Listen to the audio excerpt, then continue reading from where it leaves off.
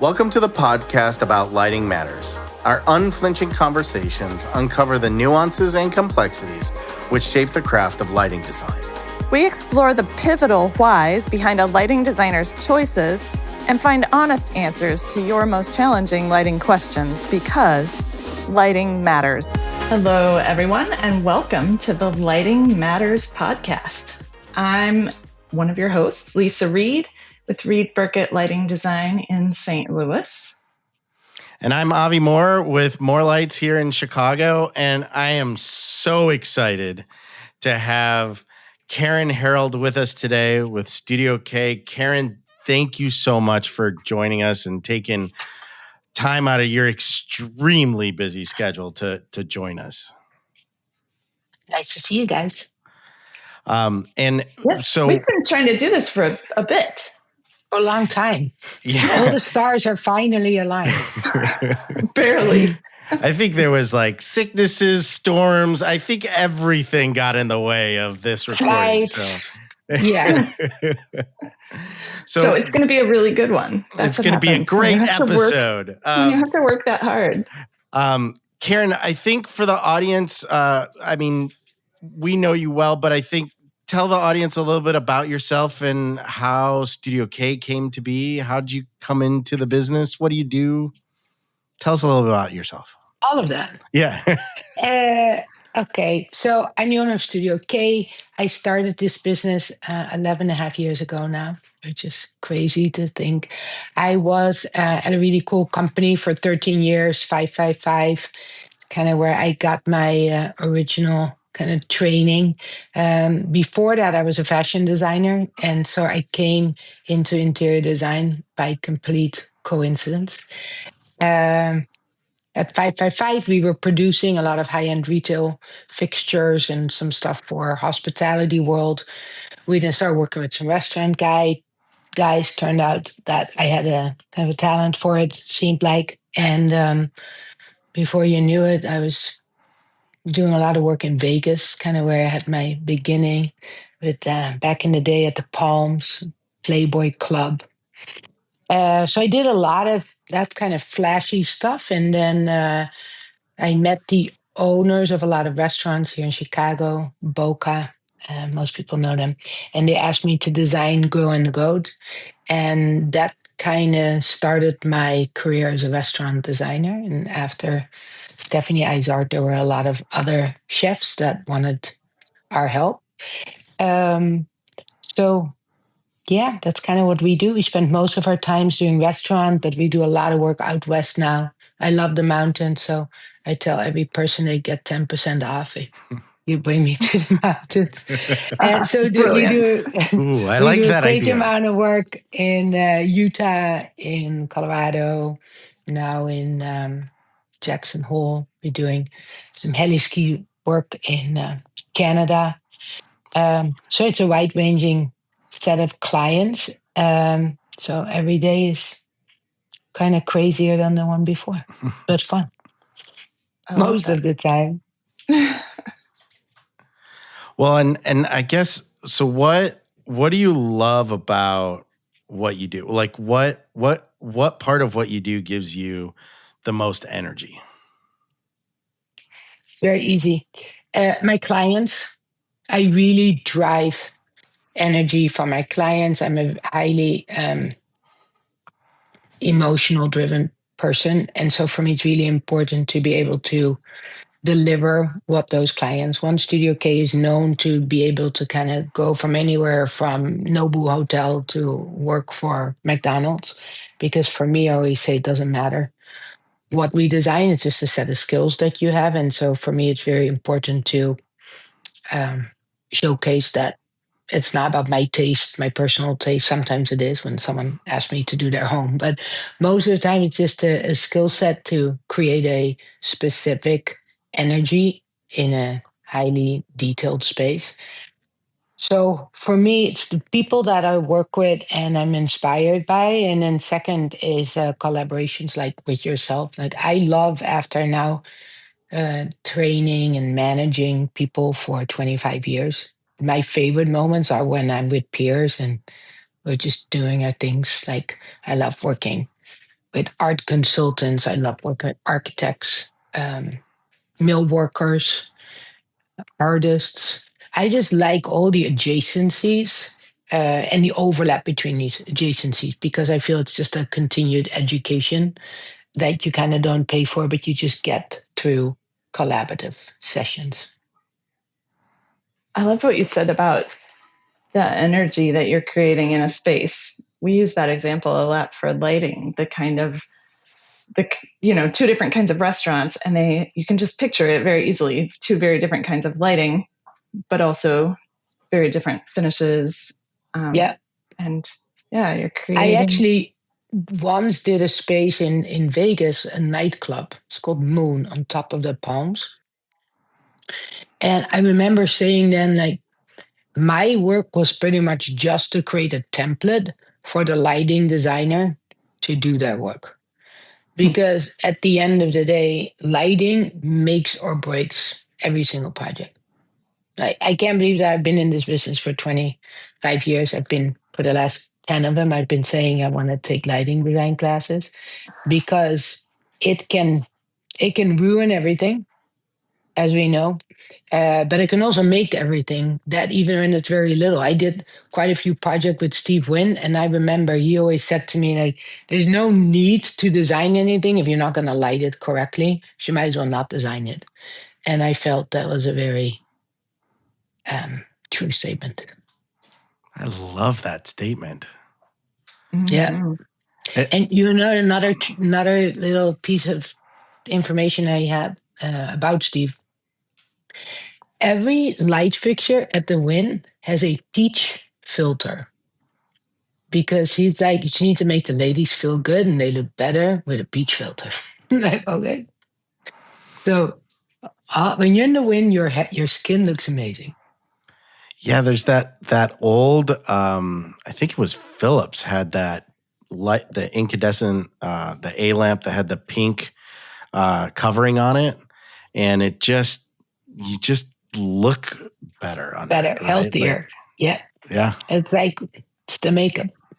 Well, we could go down a hole here with LEDs and the spectrum in them, and how there's not a lot of pink, and everybody doesn't look good or feel good. You have to really work to get that. Get the reds. Yeah, I mean, I think you have to have the lighting. Well, I mean, Karen, you said it right. Light makes it all happen, right? You can't see any of these elements. You can't create an environment without the right light. And, Steve Wynn talking about that pink, right? I think let us entertain you.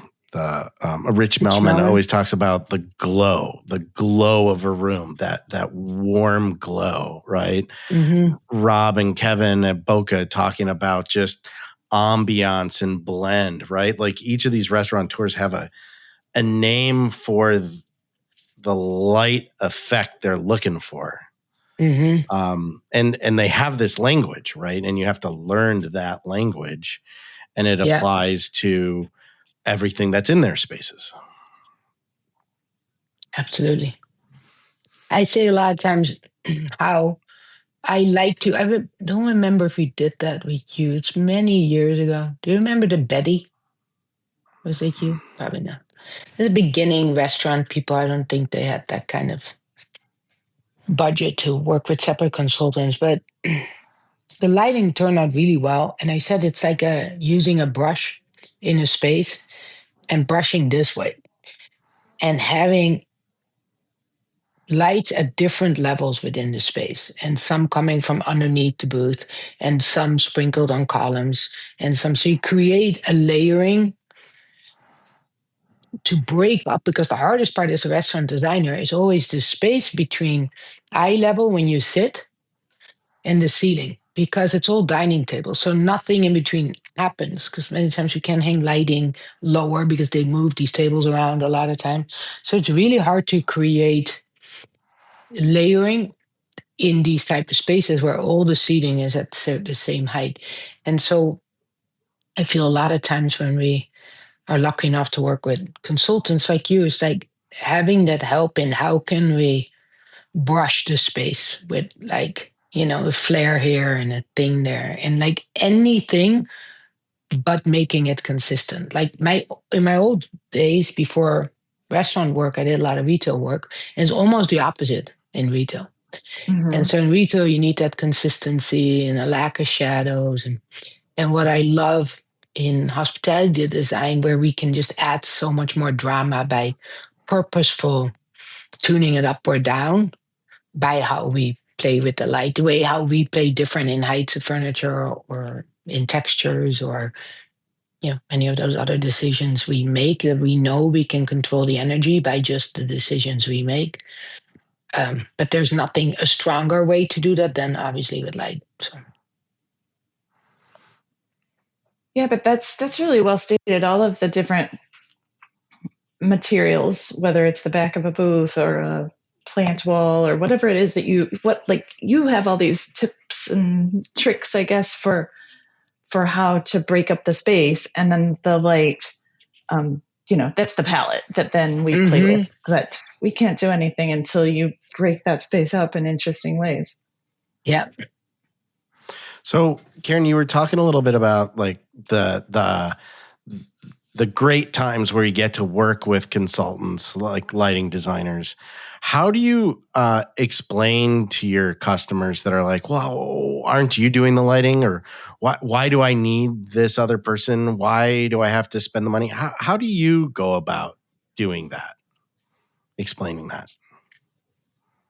It's so simple. It's like many times the question is just more surprising than the answer because it's just like, of course you need a lighting designer the way you need a mechanical designer, the way you have a plumber.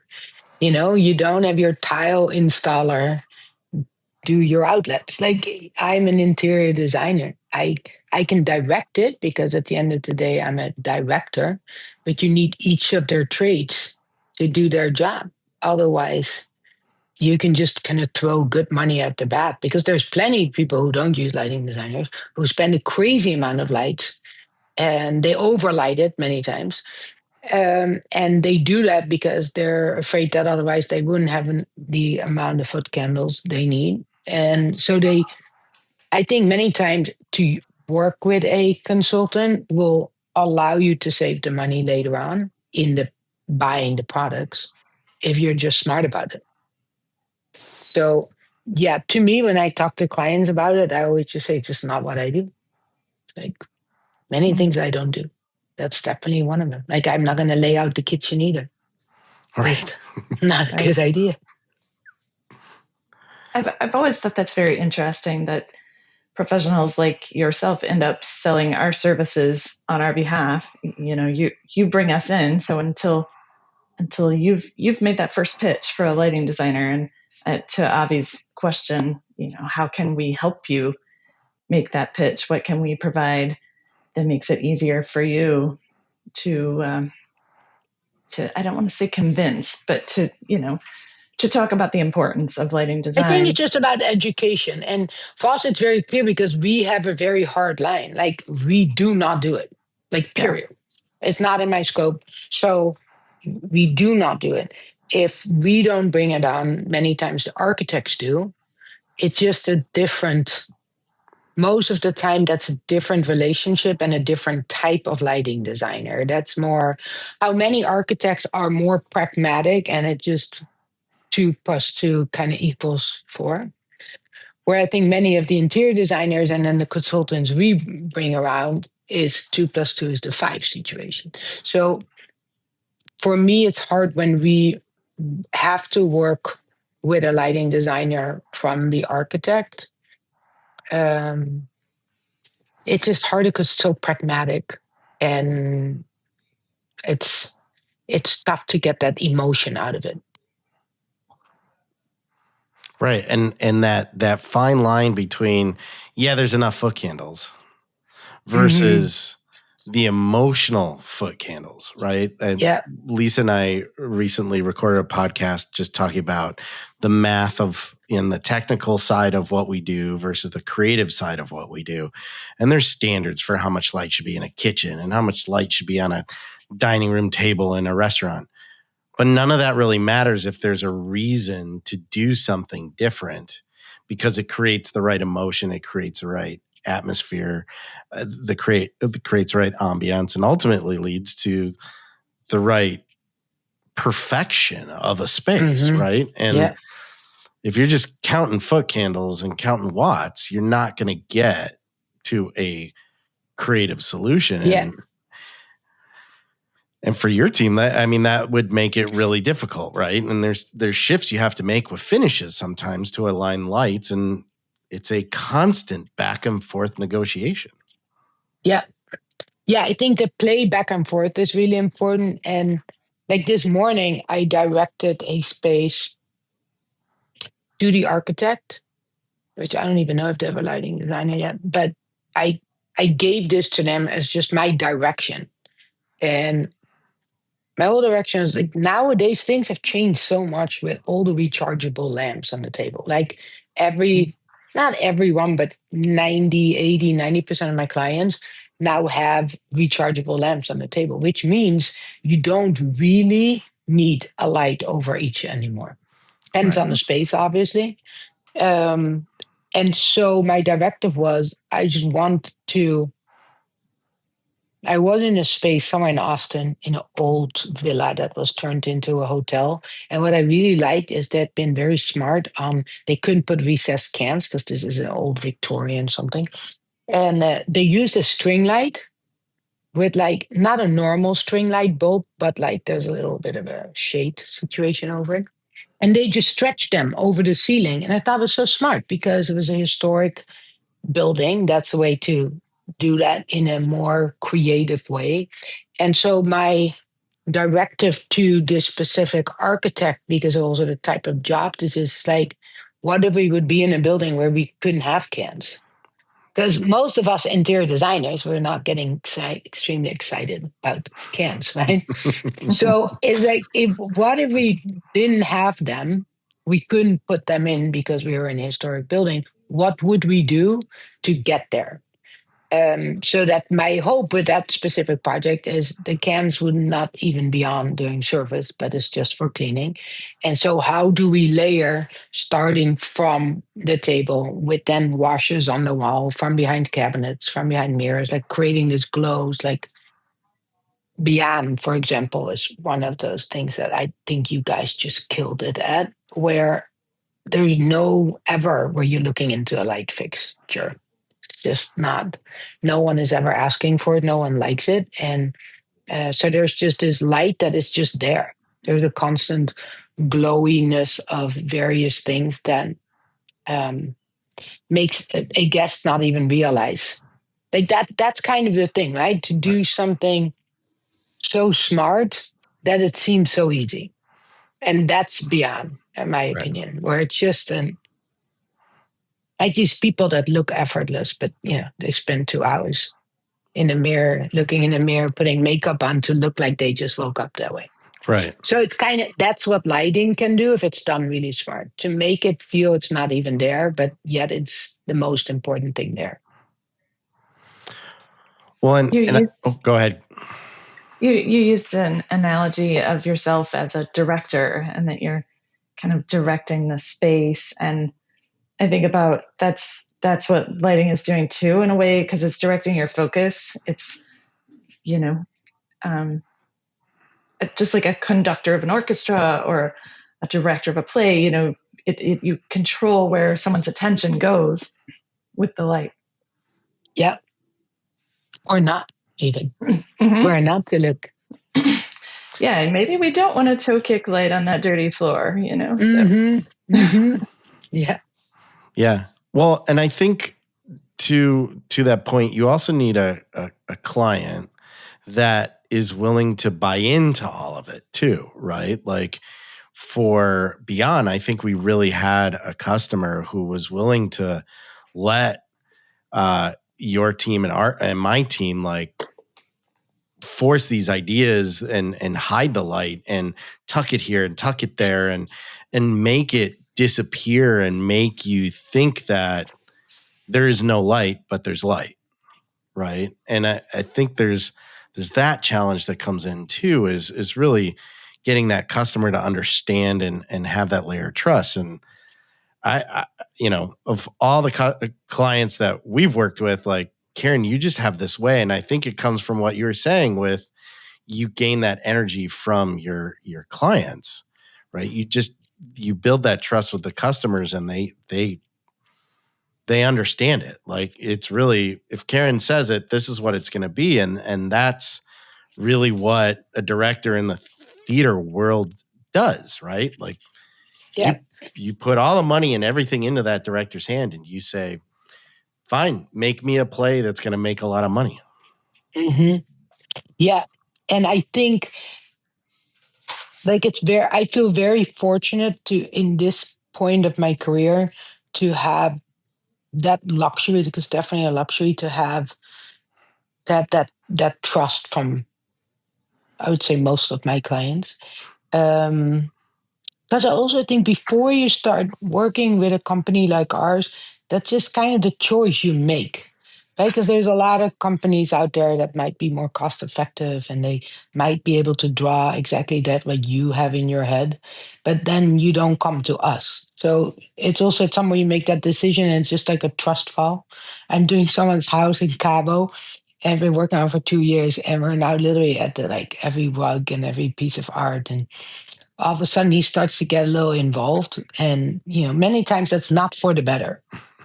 uh, and so finally we kept trying to get a meeting, kind of like what we had with this podcast, and so finally he just, can we do it then, can we? I'm like, no, cannot do it then. And then I was like, can you do that? He cannot make it then. So finally I said, or you just commit to the trust file and you just blame me at the end. Like, I mean, I'm going to be blamed for something, and there's going to be something in the house that he's not going to like. But I think overall, the risk with that is less great than, we've all seen the homes and the projects that were Frankensteined by what the sister's wife, sister's daughter, neighbor thought of it. Mm-hmm. It's just like, it just Yes. doesn't get better.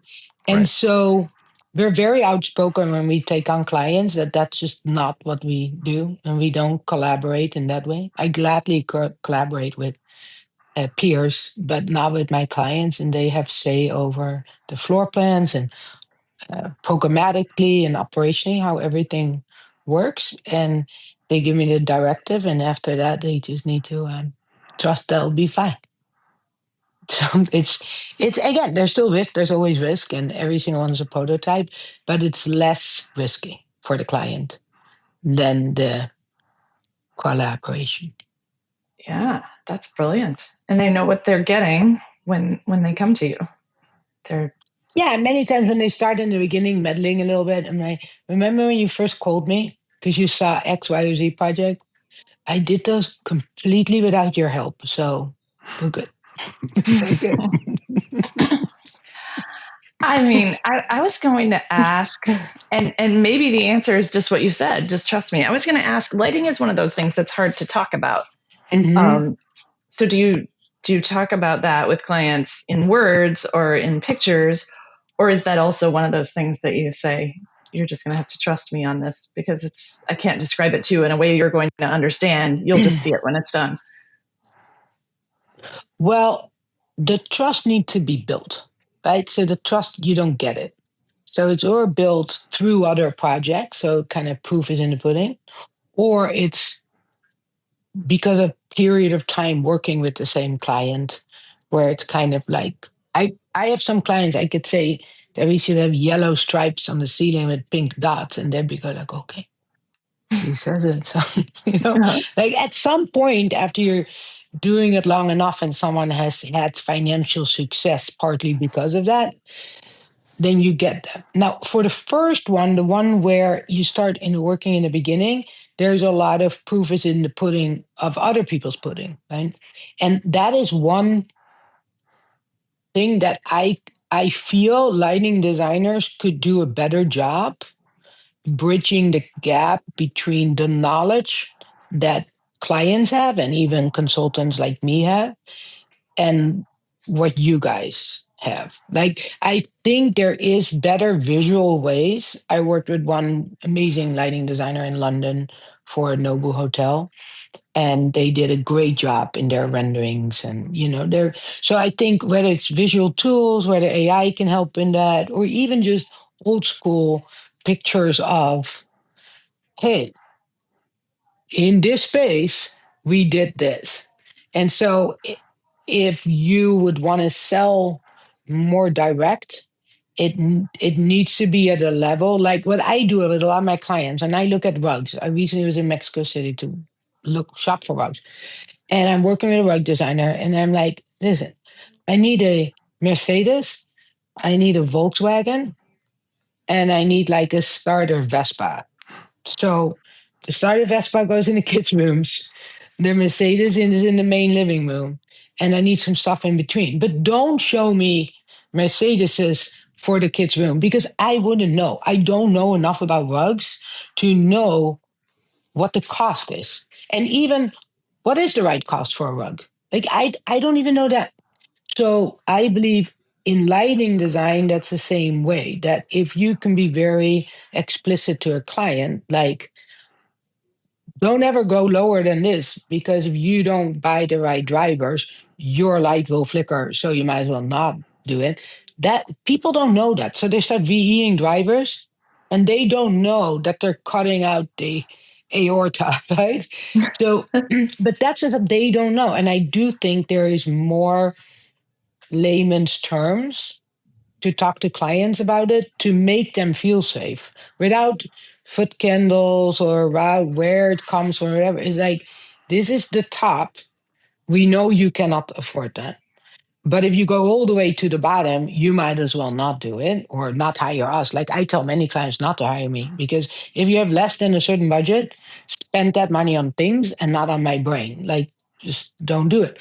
So I feel within your realm, if you can be very clear in where are we talking here and does it still aid the project and go into a level where there is no VE. And if it's VE, there's very clear thing is okay, we cannot also wash the back in the toilet room or something. That like Right. it's those things, but you don't VE across the board because that's when you might as well not do it and you get a worse look if you start VEing with the wrong products. So I think that's something that for many of the clients, lighting design is still very abstract, and I think it doesn't have to be. It could be more illustrative. It is, and I'm intrigued by your analogies and your word pictures, and that's what we need to do for sure, just to Yeah. help to speak people's language. I also wonder, Karen, do you think that having more projects of different scales kind of in the public realm that show lighting design, meaning, 5,000 square foot fitness facility plus a Burj Khalifa, right? Like having that scale of project that's more publicized as this was done with a lighting designer would help that story a little bit? Or do you think this audience that, the ownership audience, just that doesn't matter? It's really just about better understanding It's what all they're getting about the into. money, Right. money. Well, it's funny. It's Lisa and I were also talking about that recently, and just how much everything in the end kind of has to lead to profit, no matter what. and We're working on that's what projects. we do. Otherwise, we would have been artists, right? So Right. when people in my office stress out, I always say, "Don't stress. We're making rich people richer, so it doesn't really matter." Like we're not saving anyone from hunger. So in that realm, I think for lighting, for clients, whether it's interior design, lighting that aids that, or whatever the trades are, there needs to just be a very clear explanation from where you are to where you need to be.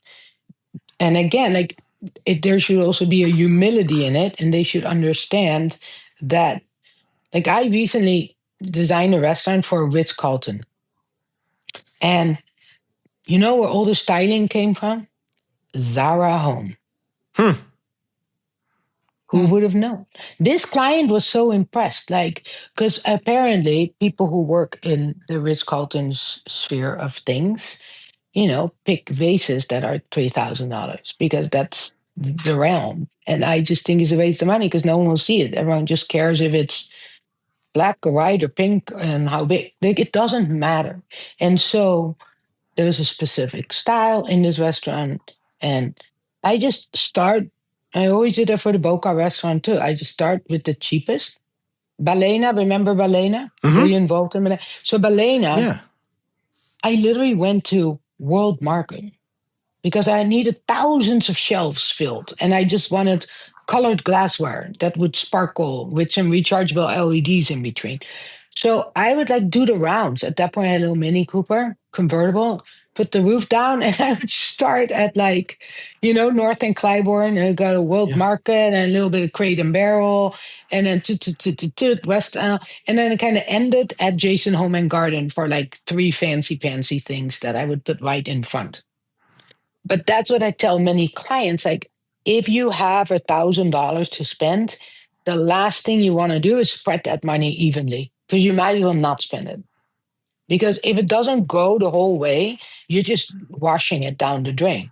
But if you put a little bit in just getting it there, but put most of the money, the 60%, at one very amazing thing that people will remember, that, in my opinion, is a better way to go around it. So I think if clients would have a work back number, if you guys in a faster way, easier way, could give them an end all be all number, not like, oh, this is our number, but because of that the electrician is 5 times expensive. No, if it's just like, hey, for us to do our work right and to be worth our while, you should spend X on lighting. And then stay within that, right? And be like, okay. And then I think it's more transparent. And a lot of times client, because it's so not visual, only the result of it is visual, right? Not what you do. And so clients don't know it. The VE, when you look at larger, like before we hopped on camera, we were talking about some shared clients in the residential or like the high rise world. Clients will never know what was actually bought from what you did. They'll never know unless someone is a whistleblower. But the fact that what you spec is not what was bought, because remember fancy restaurant we did in town here, and you did a great job. But guess what? At the end, there were issues because the contractor didn't buy what you told him to buy because something fell off of a truck from China somewhere else. Well, it's actually which makes you look really bad. It's actually even worse, is that the contractor bought everything we were supposed to, but they did a horrible job installing it, and ultimately put us and Karen and everybody all mad because this electrician is still out on the side. I think it was last week, fixing things that they broke in the process of installing. It is, we actually have a project right now that's going with that same general contractor. And we said, we will not work on this job without interviewing the electrician. Yeah.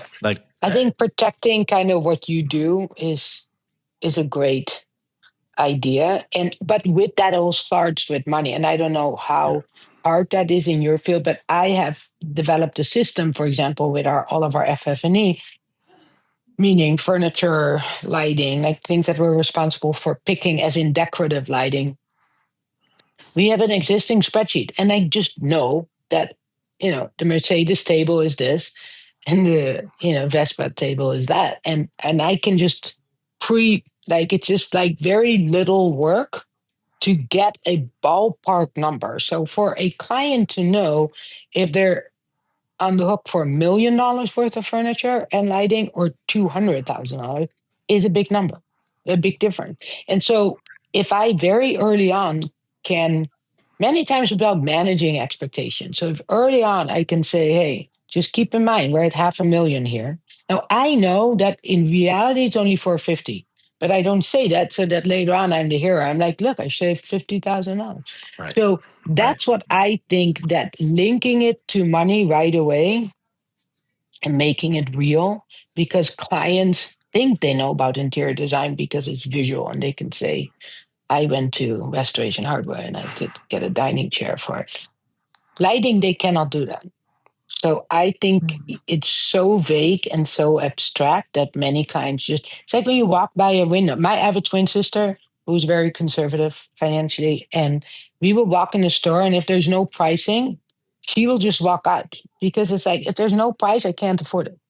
Which, that is kind of the thing with lighting too, right? Like, clients are afraid of it because of how abstract it is. And the transparency the lack of transparency that exists beyond the designer through the mess of lighting is a constant struggle that lighting designers deal with. We've had many a podcast recordings about it. And we could carry on, but I want to be cautious. We have limited time. Lisa, And I want to go give ahead. you one other, Please. if we're on the advice role here. I think educating interior designers.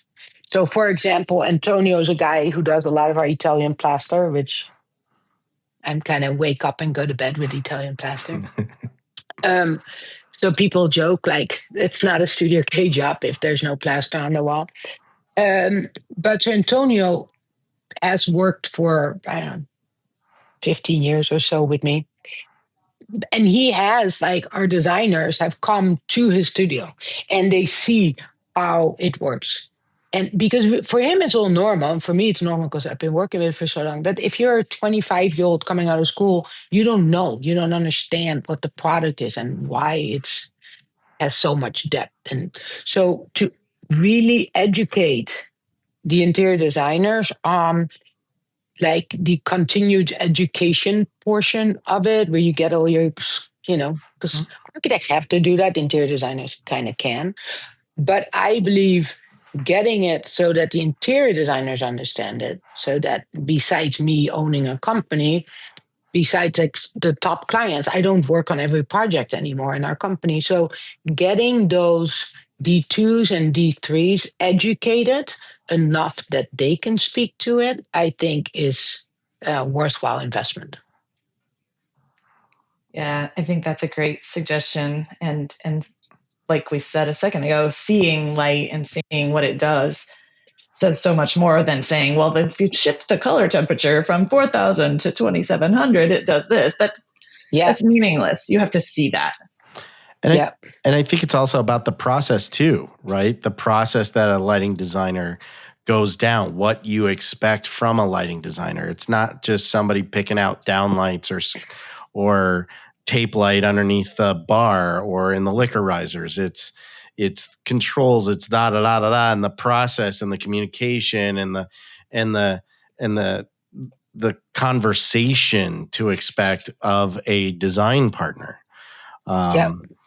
So, we've talked a little bit on the podcast. I'd love to get your closing thoughts here, but we've kind of been talking about this idea that there are 4 visual design professionals. We're still working on the exact language. We have 4 visual professionals in the built environment: architects, interior designers, landscape designers, and lighting designers. And really, art consultants. Oh, yeah. There you go. Yes. I know. I see. I knew we were missing someone. Yeah. Yeah, you need art consultants, and in many of it is also stylists, because we include it heavily because it's one of my things that I like. But many interior design companies don't have stylists on board. So no one who picks the knickknacks, which then ends up being moss balls. Right. So if you really want to make it complete, those 2 are crucial. I love it. Thank you. Absolutely. And final question before we close out: favorite illuminated space that you've been to or want to go to? Maybe you've seen a photo or something. Oh, what? No, well, I just want to say it's kind of an easy one because we talked about it. But Beyond, Yeah. to me, I also really loved what we did with Uma. Yeah. When it's working. When it's working. Mm-hmm. The idea of Uma. Yeah. But Beyond, to me, Beyond is kind of I woke up this way. Like, but not. Mm-hmm. Beyond is like a project that I brought so many people to show how much even the right lighting can mean you have to do less in design. So I think, like, if I could choose and someone would say, okay, we have $1 million that I give you for your finishes, but you cannot have a lighting designer, or you're going to get, I don't know, 600,000, but then you get a lighting designer and lighting package with it, but then you have to do it for 600. I choose that second one every day of the week, because kind of going back to the Wynn statement is like, if you might as well not do it if you don't light it correctly. So, and I feel Beyond is that if you look at Beyond in itself, like in a rendering, just white walls and a couple of, it's not. Right.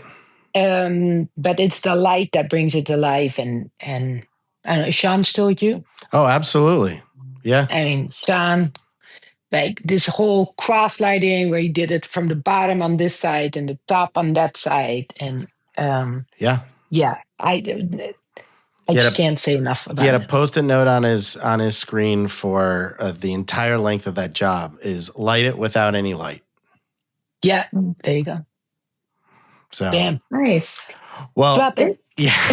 Thank you so much, Karen. This was really a pleasure. I'm glad that we got the memo of wearing purple. Yes, absolutely. Like next time, I don't know, share Avi, with why me. you're not looking. I have a purple shirt. Avi didn't check the memo. I should have changed, in preparation.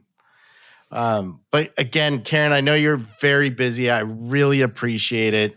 Absolutely. And thank you for sharing your stories about how lighting matters. And it's so perfect. Thank you. Thank you. Thank you, guys. It was fun. Thank you. Have a great summer.